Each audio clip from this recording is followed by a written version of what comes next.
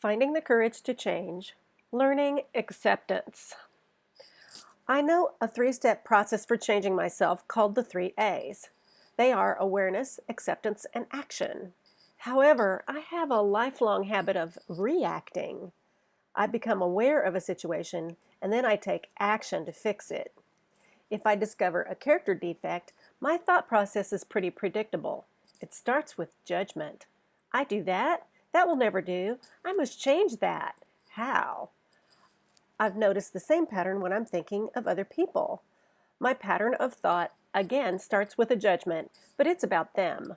You're doing it wrong. That will never do. Why do you do that? You need to change that. Here's what you should do. So my pattern is awareness, judgment, reaction. No wonder I have limited success. Even now that I've noticed this pattern of awareness, judgment, reaction, I'm eager to jump straight into taking action. How am I going to change this pattern of behavior? I'm skipping the second A in my desired pattern, acceptance.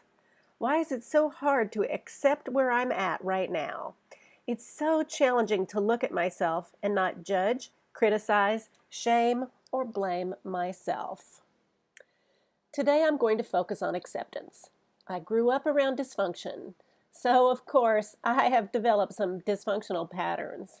That's okay. My family did their best, and I always do my best. We're all in this together. My higher power has a plan for me that will turn my liabilities into assets. I've already seen this in my life. I can accept that I'm a work in progress.